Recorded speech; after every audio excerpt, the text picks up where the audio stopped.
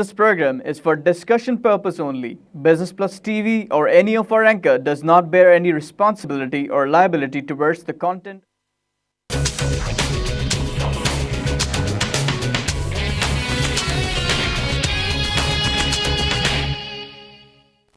अस्सलाम वालेकुम। Business lunch के साथ मैं हूं आपकी मेज़बान महानूर अली।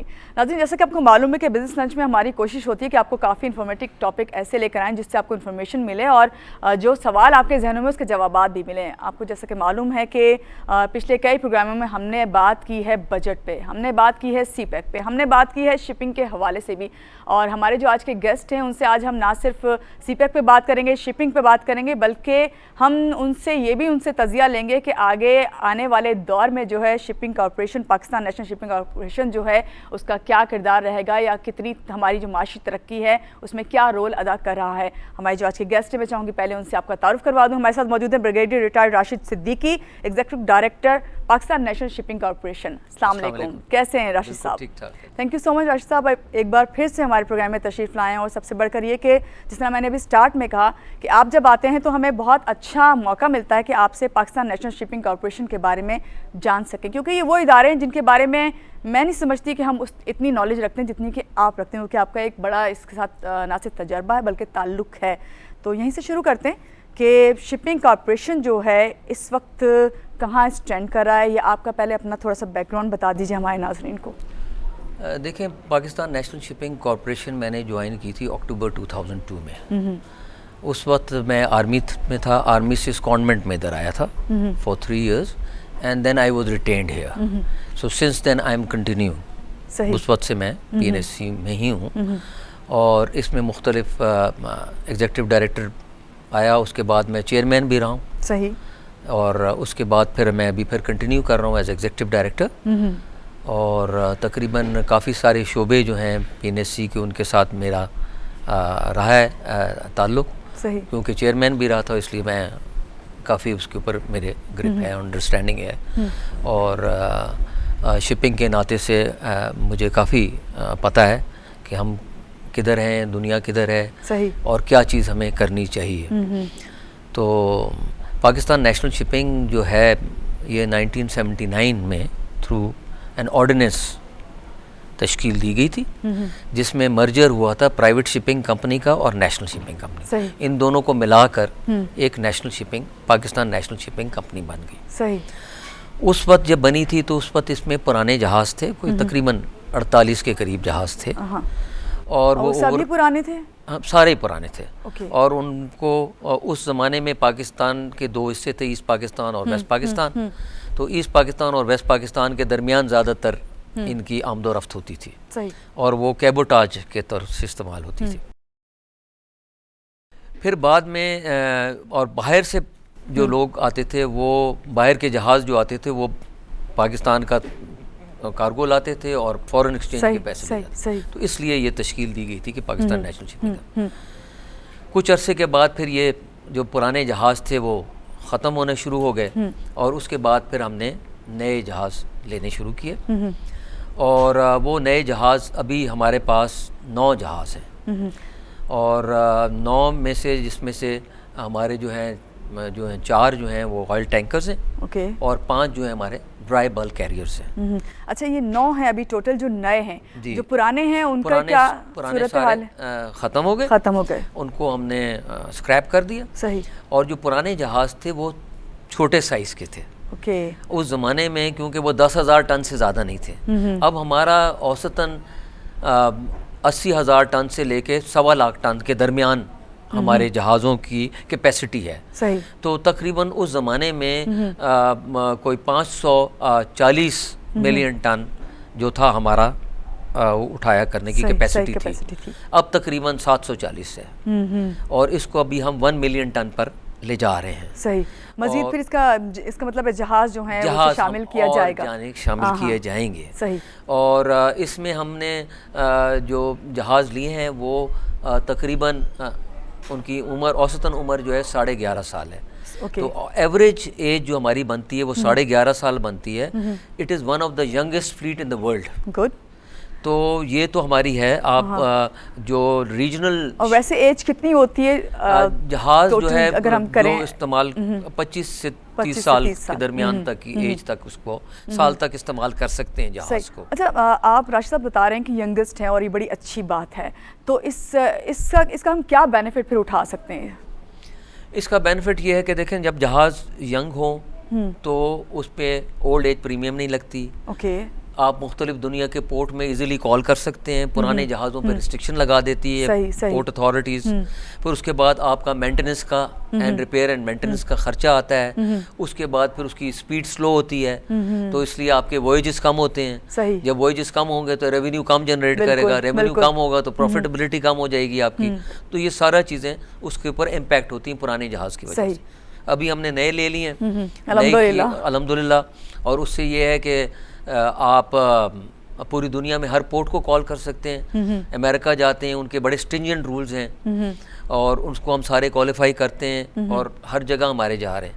अभी जो ऑयल टैंकर्स हैं बेसिकली वो एम्प्लॉयड हैं। पाकिस्तान का तमाम तेल जो बरामद होता है उसका तकरीबन 85 से 90% हम तेल लेकर आते हैं, जिसमें क्रूड ऑयल भी है, जिसमें हम इनका हाई सल्फर डीजल ऑयल भी लेकर आते हैं और फर्नेस ऑयल वगैरह, ये चीज़ें हम लेकर आते हैं। सही। और इसमें कुछ हम अपने जहाज़ इस्तेमाल करते हैं, कुछ हम जहाज़ चार्टर कर लेते हैं जो हमें कमी पड़ती है, वो भी एक शिपिंग का हिस्सा है। सही। जो जहाज़ हम चार्टर करते हैं वो हम उसके डिस्पोंडेंट, एक टर्मिनोलॉजी है, ओनर बन जाते हैं। ओके, और तो उसके लिए क्या फोकस रखना पड़ता है जब कोई जहाज़ आप चार्टर करते हैं? तो जब जहाज़ चार्टर करते हैं हम देखते हैं कि जहाज़ यंग एज का हो, वही चीज़ें तमाम अच्छी जो आपने कंडीशन कहा का हो, वही जो हम अपने जहाज़ के लिए रखते हैं, वही रिक्वायरमेंट्स इसके लिए होती हैं, और कंपेटिटिव हो। एक्चुअली शिपिंग इंडस्ट्री जो है बड़ी वेल डॉक्यूमेंटेड इंडस्ट्री है। हर जगह जो जहाज़ जहाँ चल रहा होता है उसके फ्रेट डिक्लेयर्ड होते हैं। सही। तो you can not go wrong कि भाई गलत हो गया। उससे थोड़ा बहुत फ़र्क पड़ जाता है कि अगर इस इलाके में साउथ ईस्ट एशिया में तेल के जहाज़ों की ज़रूरत है, ज़्यादा ज़रूरत है और जहाज़ कम अवेलेबल हैं, तो वो फिर थोड़ा बहुत बाकियों से रेट उनका बढ़ जाता है। ज़ाहिर है सप्लाई एंड डिमांड की बात होती है, बट बहुत ज़्यादा आउट ऑफ प्रोपोर्शन नहीं जाता, लेकिन बढ़ जाता है। सही। तो उसके हिसाब से हम रखते हुए, अपनी रिक्वायरमेंट के हिसाब से रखते हुए हम अपने जहाज़ों को इस्तेमाल करते हैं ज़्यादातर। उसके बाद जो कमी बेशी हो जाती है वो हम जहाज़ चार्टर कर लेते हैं और ले लेते हैं। और अभी हम इन द प्रोसेस हैं जहाज़ लेने के लिए, जिसके अंदर तो अभी कितने मजीद जहाज़ प्रोसेस में के लिए प्लान जाएंगे? किया हुआ है, अभी हमने 3 जहाज़ मजीद लेने का प्लान किया हुआ है इन शॉर्ट टर्म प्लान में, जिसके अंदर एक हम टैंकर लेंगे जिसको एफ्रामैक्स टैंकर बोलते हैं। एफ्रामैक्स मतलब बड़ा टैंकर, जिसकी साइज़ तकरीबन 1 लाख से ऊपर होता है, 1 लाख से लेकर 1,10,000 टन के दरमियान तक आता है। सही। तो वो हम एक ले रहे हैं, और 2 हम टैंकर ले रहे हैं वो मो गैस वाइट ऑयल लाने के लिए। वो थोड़ा छोटे होते हैं, वो LR टैंकर कहलाता है। तो ये टर्मिनोलॉजी, तो इस तरह 9 हैं, तो आप समझ लें 12 तकरीबन हो जाएंगे, 3 और आप जब उसमें ऐड करेंगे इंशाल्लाह। और उसके लिए सारे अरेंजमेंट हमारे हो गए। थोड़ी सी एक गवर्नमेंट से एक अप्रूवल की रिक्वायरमेंट रहती है, वो जैसी हो जाएगा तो हम ले लेंगे। बोर्ड ने हमारा अप्रूव कर दिया है। बोर्ड हमारा अथॉरिटी है, बिकॉज वो ऑर्डिनेंस के थ्रू बोर्ड जो है गवर्नमेंट डिक्लेयर कर बनाती है, जिसमें 5 मेंबर्स बोर्ड के गवर्नमेंट नॉमिनेट करती है, और 2 जो हैं बिकॉज हमारी लिस्टेड कंपनी है, स्टॉक एक्सचेंज में हमारी लिस्टेड कंपनी है, हमारा शेयर स्टॉक एक्सचेंज में मूव करता है। सही। और वो तकरीबन 97 और 100 के दरमियान आजकल चल रहा है। मैं आपसे पूछने वाली थी कि आपका कितना शेयर है? हाँ जी, और अर्निंग पर प्राइस जो है उसकी EPS जो है वो अबाउट 12 से 16% सही है उसमें। राशिद साहब, अगर मैं आपसे ये कहूँ कि ओवरऑल हम पाकिस्तान नेशनल शिपिंग कॉर्पोरेशन की पोजीशन आपसे पूछना चाहें, जिसमें अभी तो जब आपने बताया है कि जहाँ 48 थे और वो पुराने जहाज़ थे, और अब माशाल्लाह से 9 हैं लेकिन उन नए हैं, और इससे ये बात समझ आती है कि ज़्यादा तादाद में रखने के बजाय कम तादाद में रखो, लेकिन कैपेसिटी जो है ज़्यादा है तो इसकी वैल्यू भी है। आप कहाँ समझते हैं कि इस वक्त जब आपके पास 12 हो जाएंगे जहाज़, तो कहाँ स्टैंड कर रहा होगा इस पाकिस्तान नेशनल शिपिंग कॉर्पोरेशन, कितना आगे जाएंगे, और मज़ीद क्या आप देख रहे हैं फ्यूचर में? बिल्कुल आपने मानूर सही बात की। जब बड़े जहाज़ होंगे तो इकोनॉमी स्केल के हिसाब से वो बेनिफिट होता है आपको। अब जब बेसिकली तो हमारी रिक्वायरमेंट तो ये है, कोशिश ये है कि हम ये पाकिस्तान के ट्रेड को टारगेट करें। सही। और अभी अल्लाह के फजल से इतने जहाज़ों के साथ हमारा कोई 22% पाकिस्तान के सी ट्रेड में शेयर है PNSC का। इसको हमने बढ़ा के 40% ले जाना है, ताकि ये पाकिस्तानी नेशनल कंपनी है, गवर्नमेंट की कंपनी है, इसको पाकिस्तान को पहले सर्व करना चाहिए। तो क्या टारगेट रखा है, कितने अरसे तक ये हमारा मोटो है। हमारा इंशाल्लाह ताला अगले 2 साल में तो है हमारा कि ये 3 जहाज़ तो हम ले ही लेंगे इंशाल्लाह। और उसके बाद फिर हम मज़ीद हमारा है LNG में जाने का, कि LNG के अंदर भी हम अपना हिस्सा लें और LNG की जो रिक्वायरमेंट है पाकिस्तान की, उसमें PNSC हिस्सा ले ताकि रिलीफ मिले। PNSC में बरामद करने का फ़ायदा ये है, एक तो गवर्नमेंट को फ़ायदा होता है, जो हम कमाते हैं उसका डिविडेंड्स और टैक्स भी हम गवर्नमेंट को देते हैं, number 1। Number 2, foreign exchange reserve जो है वो सेव होता है, बिकॉज हम जो पाकिस्तान का लाते हैं कार्गो, वो हमें पाकिस्तान करेंसी में पैसे देते हैं, नॉट इन फॉरेन एक्सचेंज। तो बाहर का जो जहाज़ लेकर आएगा वो फॉरेन से डॉलर पाकिस्तान से लेकर बाहर चला जाता है। सही। और वो टैक्स भी नहीं देता, डिविडेंड भी नहीं देता। तो इसलिए हम चाहते ये हैं कि हम इसमें मुल्क की जो इकोनॉमिक ग्रोथ है उसमें हिस्सा लें। सही। और हिस्सा लेकर गवर्नमेंट की हेल्प करें। सही। अच्छा राशिद साहब, यहाँ पे मैं आपसे बात करना चाहूँगी CPEC के हवाले से। शिपिंग के हवाले से तो मैं आपसे जितनी बात करूँ, मेरा ख्याल है कि जितनी आपको नॉलेज है शायद ही मेरे पास उतने सवाल भी नहीं होंगे।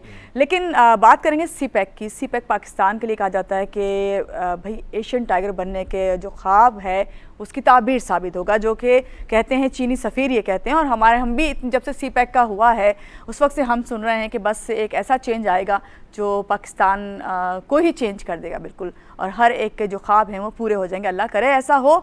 लेकिन बात सबसे पहले आपसे यहीं से करेंगे कि CPEC है क्या, ऐसा लोगों को ये बताइए, और क्यों इतना इम्पोर्टेंट है पाकिस्तान के लिए।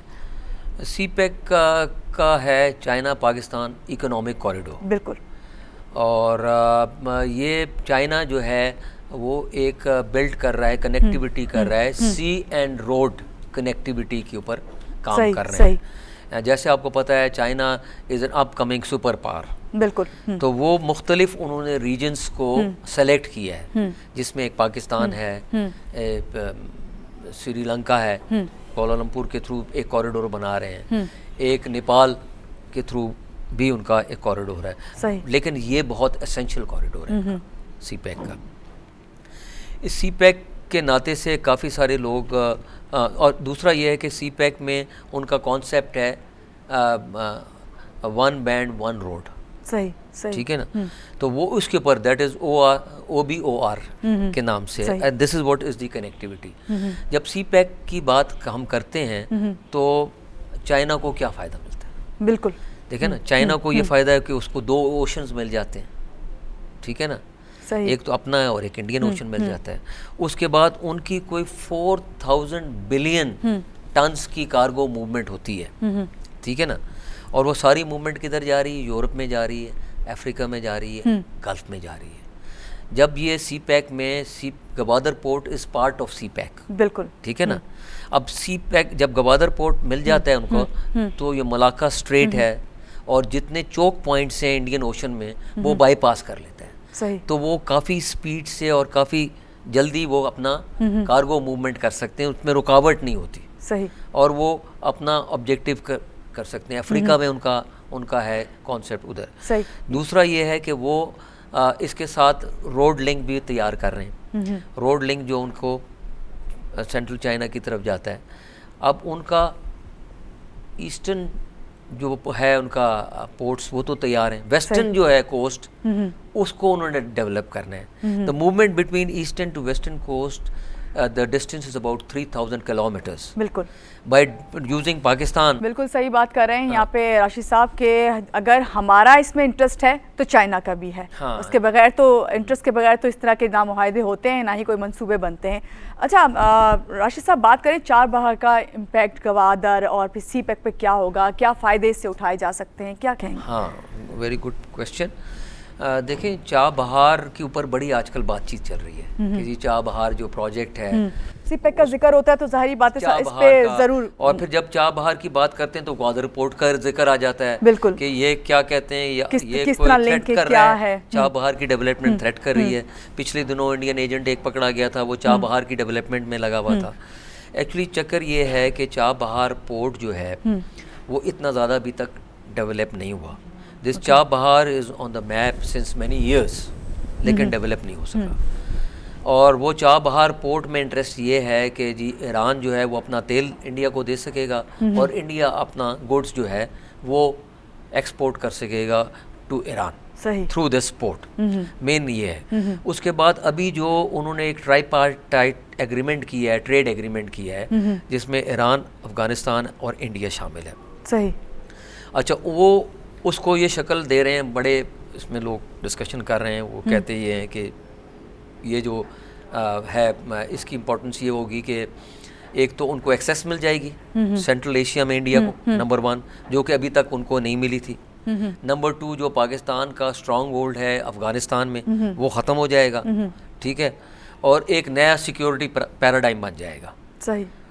एक्चुअली चक्कर ये है कि ये इतनी आसान गेम नहीं है। रोड मैप जो इसका जो मैप है उसमें बेसिकली अमेरिकन इंटरेस्ट है और चाइना का इंटरेस्ट इन एशिया। बिल्कुल, बिल्कुल, ठीक है ना।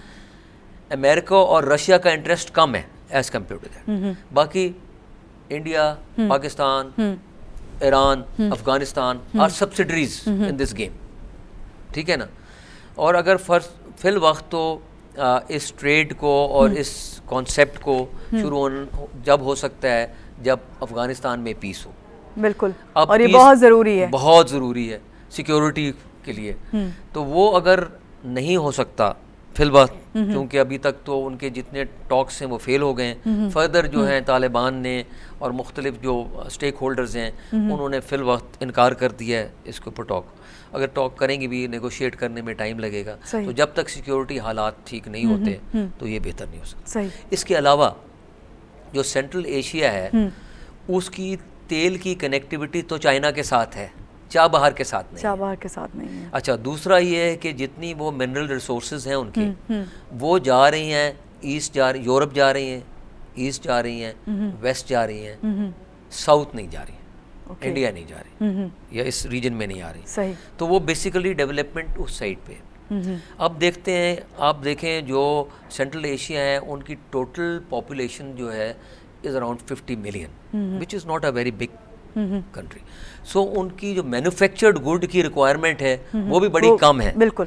सो इंडिया मैन्युफैक्चर्ड गुड ही उधर भेज सकता है ना।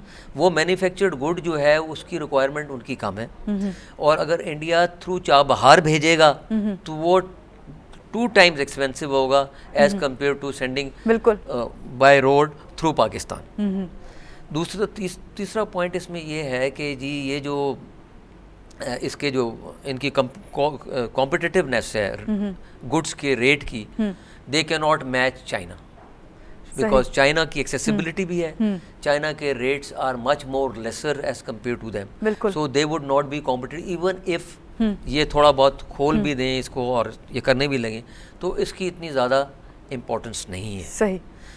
अब हम आते हैं अपना मैं आपसे ये पूछने लगी थी, पाकिस्तान को की तरफ से बात करें तो पाकिस्तान को क्या बेनिफिट्स होंगे, और ख़ासतौर से एक्सपोर्ट के हवाले से अगर मैं आपसे बात करूं, इतना डिक्लाइन पिछले दिनों हमने देखा, क्या आया, क्या वो बढ़ेंगी? हाँ, देखें ये प्रोजेक्ट है 46 बिलियन US डॉलर्स का, जिसमें से 34 billion US dollars are on power project, coal fired power project, 12 billion dollars are for infrastructure development, जिसमें गवादर पोर्ट है, कोस्ट लाइन डेवलपमेंट है, रोड इंफ्रास्ट्रक्चर है, एयरपोर्ट है और मरीन लाइफ को उसके ऊपर है सारा कुछ। सो ये सारी चीज़ें, तो majority of this thing is going over there.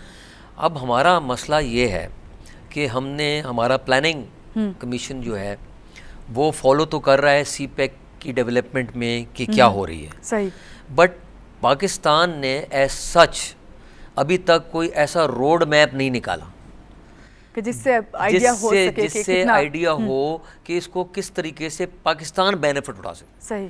China is very focused, they are doing their job, वो अपना काम सही कर रहे हैं। आपने अभी क्लियरली बता भी दिया, तो इसीलिए कहा कि ऐसा क्या है, कौन से बेनिफिट्स हैं जो पाकिस्तान को इसको होंगे। अब पाकिस्तान ने इससे फायदा खुद उठाना है ना, चाइना ने तो उनके मुंह में फीड नहीं करना ना। सही। हमने डिसाइड करना है कौन सी इकोनॉमिक जोन बनानी है, कौन सी स्पेशल इकोनॉमिक जोन बनानी है हमने, और कौन कौन सी इंडस्ट्रीज हमने उधर लगानी है, किस टाइम फ्रेम में वो इंडस्ट्री लगना नहीं चाहिए, कौन कौन सी सपोर्टिंग इंडस्ट्रीज हैं जो उनको सपोर्ट करेगी वो वहाँ पे लगनी चाहिए, और वो कहाँ पे लगनी चाहिए, किस टाइम फ्रेम में लगनी चाहिए, उसके लिए तो अभी तक कोई रोड मैप नहीं आया। तो राशिद साहब, फिर क्या अभी तक कितनी डेवलपमेंट हुई है, क्या काम हो रहा है, क्या प्रोसेस में क्या है?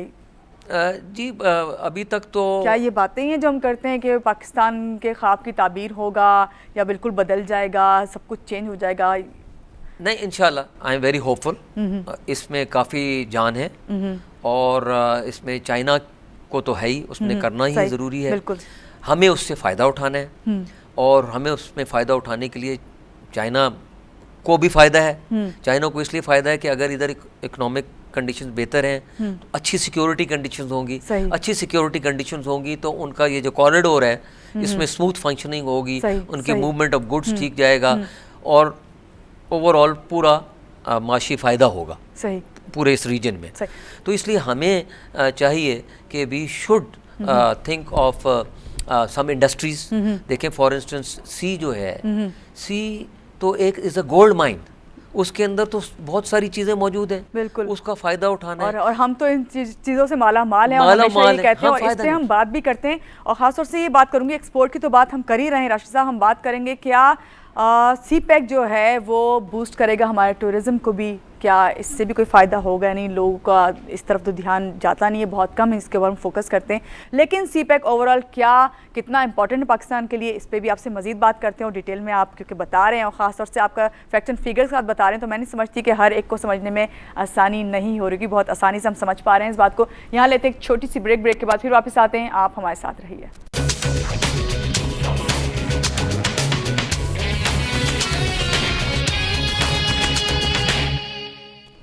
जी जनाब, ब्रेक से आगे वापस बात हो रही है CPEC पे, बात हो रही है शिपिंग कॉरपोरेशन पे, क्योंकि हमारे साथ हैं इस वक्त ब्रिगेडियर रिटायर्ड राशिद सिद्दीकी साहब, एग्जीक्यूटिव डायरेक्टर हैं पाकिस्तान नेशनल शिपिंग कॉरपोरेशन के, इनसे बात हो रही है। बात करूंगी राशिद साहब, मुझे बड़ा अच्छा लगा और मुझे इंटरेस्ट है थोड़ा शिपिंग के बारे में आपसे मजीद पूछने को, गो कि हमारा कोशिश ये कि CPEC पे ओवरऑल आपसे कंप्लीट बात कर ली जाए, वो मैं करती हूँ। लेकिन शिपिंग की जब बात करते हैं, और अभी शायद आपसे बात हो रही थी, हमें शायद रिसर्च में पढ़ी थी कि एक ही कंपनी है और मज़ीद कंपनीज नहीं, क्या वजह है? क्या इसमें इतना कहना चाहिए कि आगे उस जाने के वो नहीं है चांसेस, या लोगों को नहीं नज़र आता कि इसमें कंपनीज मज़ीद लेकर आएँ?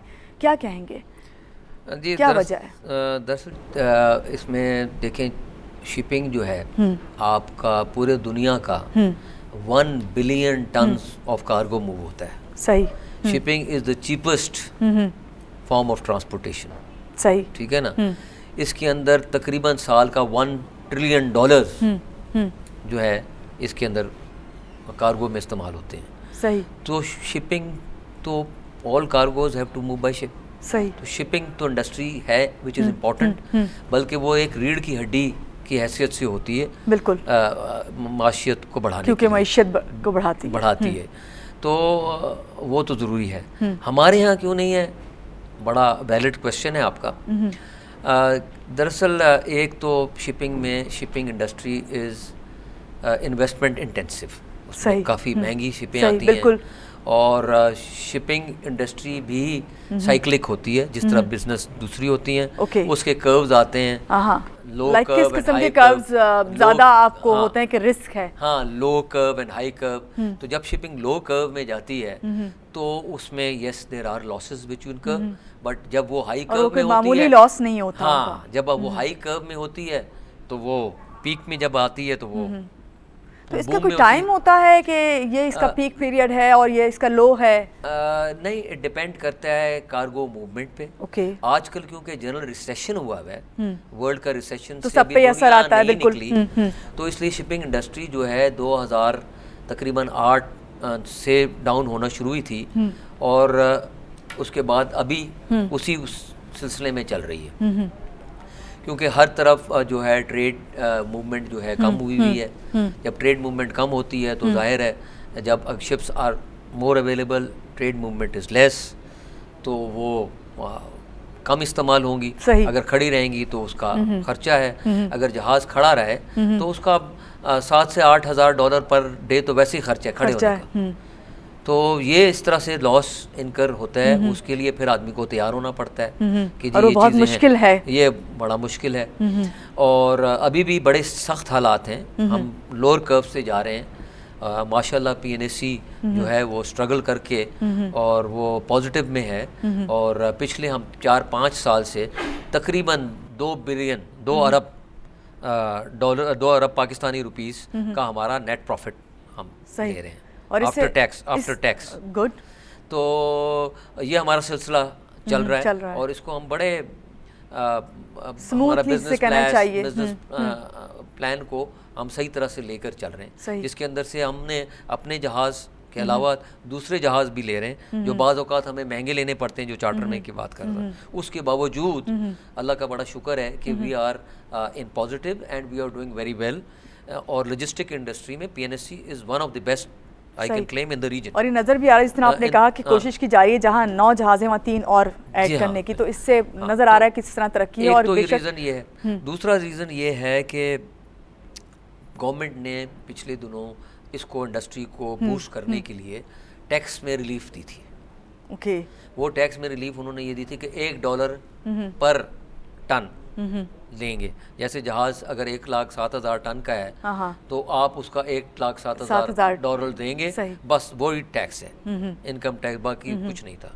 लेकिन फिर कुछ दिनों के बाद गवर्नमेंट ने वो एक टाइम पीरियड थ्रू पे बिल के अंदर, नहीं टाइम पीरियड तो है 2020 तक, कि ये इस तरह रहेगा नहीं, लेकिन बीच में गवर्नमेंट ने टैक्स लगा दिए। जिसमें गवर्नमेंट उसकी वजह क्या थी जो लगाने पड़े गवर्नमेंट को टैक्स? क्या वहाँ पे लॉसेस आ रहे थे? हाँ, गवर्नमेंट ने कहा कि इसको टैक्स होना चाहिए, इसलिए उन्होंने इंपोर्ट टैक्स लगा दिए एक, जो कि 6% है ऑफ द कॉस्ट। उसके बाद उन्होंने 10% कस्टम ड्यूटी लगा दी। तो ये ड्यूटी लगा दें तो और प्लस इनकम टैक्स, जाहिर जो कमाई होती है उसके ऊपर अलहदा लगता है टैक्स, तो ये सारा लगा के तो बहुत बढ़ जाता है, तो उसकी कीमत भी बढ़ जाती है, जबकि आजकल शिपिंग इंडस्ट्री तो इसलिए कोई आता नहीं। तो फिर पॉलिसी जो है थोड़ी सी वो है, कंटिन्यूटी नहीं रखती, स्टेबिलिटी है। यहाँ पे वही बात नजर आई कि अगर इस तरफ से काम आप लोगों के लिए अच्छा किया, पॉजिटिव किया, तो वहाँ से दूसरी तरफ से आप लोगों को ले लिया गया। फिर केस टेकअप किया था इसीलिए गवर्नमेंट से, एंड गवर्नमेंट इसकी तरफ हमारी तरफ माइल थी इसको करने के लिए। इंशाल्लाह ये अभी मेरे ख्याल से फाइनेंस बिल पास हुआ है, उसमें I think they are going to revert back to हमारे। हम क्योंकि मेरे तो कोशिश की है कि ये हो जाए। मेरा ख्याल था है बल्कि अभी भी कि हम अभी कोई बजट पे हम कोई बात नहीं करेंगे, क्योंकि बजट पे बात करेंगे तो बहुत तवील बात हो जाएगी। हम एक बार फिर से CPEC पे आ जाते हैं, क्योंकि CPEC के लिए यहाँ मैं पढ़ रही हूँ राशिद साहब, CPEC के तहत शमसी, कोयला और पानी से बिजली पैदा करने के प्लांट्स जो हैं वो लगाए जा रहे हैं, जो पाकिस्तान में तवानाई बहरान से निपटने के लिए मददगार साबित होंगे। और साथ साथ इस मनसूबे की जो तकमील है उसके बाद चीन, मशरिक़ वस्ता, अफ्रीकी ममालिक के माबैन होने वाली तिजारत के पाकिस्तान के रास्ते से होने लगेगी, और इकनॉमिक कॉरिडोर इन ममालिक की तिजारत के लिए मरकज़ी दरवाजे की हैसियत रखता है। हम थोड़ा सा दोबारा से इसी तरफ आ जाते हैं। पाकिस्तान, जिस तरह आपने कहा कि उन्हें भी कोई रोड मैप बनाने की ज़रूरत है, बहुत अच्छी आपने बात की, क्योंकि जब तक आपका कोई मैप नहीं होगा उसके मुताबिक आप चल नहीं पाएंगे। तो क्या कहेंगे आप, कब तक आप समझते हैं कि जिस तरह ये बातें हैं ये हम कर रहे हैं, और हमने देखा कि अभी आपने गवादर की भी बात की, आपने चाबहा की बात की कि उसका जिक्र ज़रूर आता है, किस तरह हम बेनिफिट्स इससे ले सकते हैं? देखें, इसका जैसे मैंने आपको बताया कि आपने बड़ी सही बात की, कोल पावर प्लांट बन रहे हैं, इसमें बेसिकली यहाँ से एनर्जी एक्सपोर्ट करके चाइना नहीं जाएगी। बिल्कुल, जैसे मैंने आपको बताया ना, चाइना ने तो अपनी गैस पाइपलाइन कनेक्ट कर ली सेंट्रल एशिया से, और सेंट्रल एशिया से उसको गैस मिल रही है। सही। कोल पावर प्लांट जो है वो अपने मुल्क से ख़त्म कर रहे हैं, वो सुपर पावर बनने जा रहे हैं। बिल्कुल, और इंशाल्लाह जल्दी बनेंगे, बिल्कुल बन जाएंगे। वही थ्रेट है सबको, उसी की वजह से ये हमें आप देखते हैं कि चाइना में के लोगों पर फायर हो गया पोर्ट कासिम के इलाके में, और थ्रेट मिल जाते हैं। वो इसलिए कि वो नहीं चाहते कि CPEC जो है ये पाए तकमील तक पहुँचे। सही, सही। और इसके अंदर रुकावटें आएँ और किसी तरीके से ऐसा करें कि वो इनसिक्योरिटी की वजह से वो अबेंडन करना पड़ जाए प्रोग्राम। हमारे फेवर में ये है कि we have to make sure कि सिक्योरिटी एनवायरनमेंट्स हम अच्छे करें, जो कि कर रहे हैं। इसमें आर्मी पूरी इन्वॉल्व हो गई, गवर्नमेंट इसके ऊपर तो खैर तवज्जो पूरी दे रही है कि ये सिक्योरिटी ज़रूरी है और उसके लिए उन्होंने काफ़ी सारे मंसूबे बनाए हुए हैं और उसके ऊपर काम शुरू है। क्योंकि जब तक सिक्योरिटी नहीं होगी, वही आपकी बात, उस वक्त तक आप कोई भी काम नहीं कर पाएंगे। बिल्कुल बिल्कुल।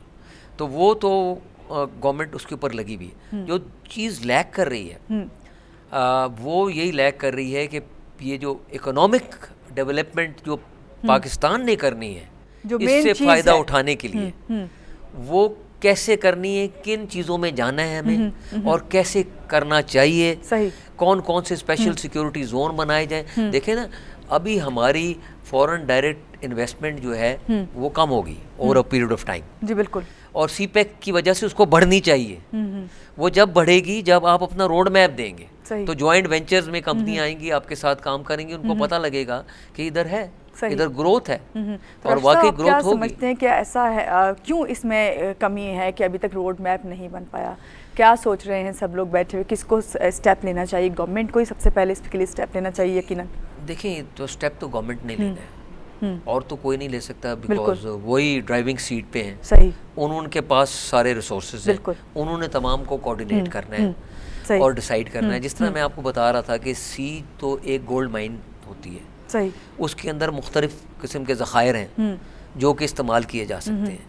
अभी हमारी बात हो रही थी, एक मेरी इनसे सीपैक की एक कंपनी है चाइनीज़ की, जो मरीन के को कह रही थी कि हम, तो वो बता ये रहे थे कि वो ला रहे हैं ट्रॉलर्स, फिशिंग ट्रॉलर्स रेफ्रिजरेटेड, और वो हमारे मल्लाहों को सिखाएंगे और उनसे कहेंगे आप पकड़ के दें।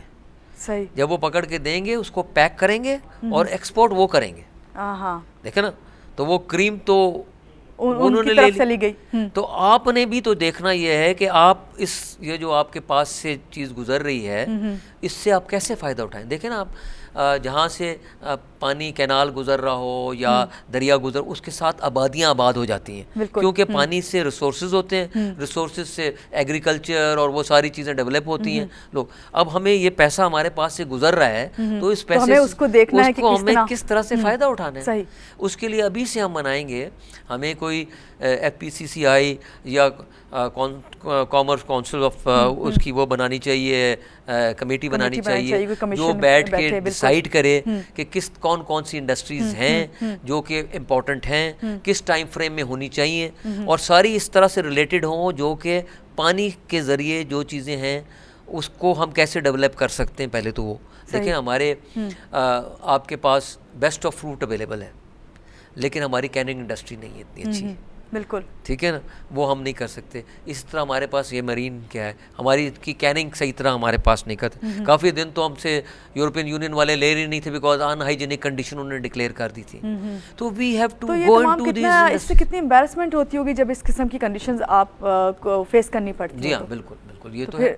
इसमें यही हमें, इसमें आपको गवर्नमेंट को एक पूरा प्लान बनाना चाहिए, स्पेशल इकोनॉमिक जोन डिसाइड करनी चाहिए, उसके अंदर इंडस्ट्रीज जो भी वो बताएंगे वो करने के बाद, उसके बाद आपके फॉरेन डायरेक्ट इन्वेस्टमेंट्स भी आ जाएंगे और डेवलपमेंट शुरू हो जाएगी। अच्छा, एनर्जी तो मीट कर लेंगे। बिल्कुल, आपने सही बात की।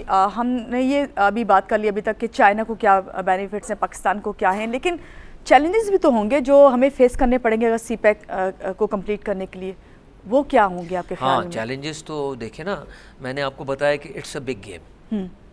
इसमें एशिया में इंटरेस्ट चाइना और अमेरिका का दोनों है इंटरेस्ट। सही सही, जिसमें चाइना ज़्यादा है क्योंकि चाइना ज़्यादा है क्योंकि चाइना को फ़ायदा है, जिसकी वजह से China is now in competition with only super power US। सही। अब US जो है वो भी तो थ्रेटन फील करेगा ना कि एक इमर्जिंग सुपर पावर है, वो आ रहा है, उसको किस तरीके से कर्टेल किया जाए, उसको किस तरीके से रुका हुआ है। सबका नेशनल इंटरेस्ट है, ठीक है ना। उसके अंदर वो ये चाहते ही हैं कि इसको पेस को स्लो किया जाए, इसको ख़त्म किया जाए, डिले कर दिया जाए प्रोसेस को। तो उसके लिए आप हमारे पास biggest threat is the security threat. ठीक है ना। उसके अंदर ये जो चीज़ें होती हैं, छोटी मोटी चीज़ें, जैसे चाइनीज़ किसी इंजीनियर को किडनैप कर लिया या किसी को गोली मार दिया या कहीं बम, और ये सब सवालिया निशान बन जाते हैं, ये सारा सवालिया निशान बन जाते हैं।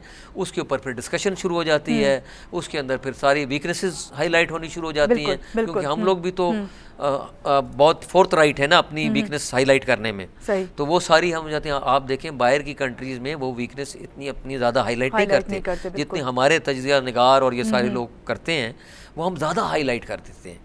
और उसमें हम हमारा जो नेशनल इंटरेस्ट की जो चीज़ है, अहमियत, वो पीछे रह जाती है और हम थोड़ा सा उसको भूल जाते हैं, हमारी नज़रों से हट जाती है, निगलेक्ट हो जाती है। तो इसलिए we have to be very careful on the security aspect, इसका हमने ख्याल रखना है। और इसमें बहुत सारे टूल्स अवेलेबल हैं अमेरिकन को, जिसको और इंडिया को, और जो लोग जो चीज़ में नहीं आना चाहते हैं वो करने के लिए तैयार हैं।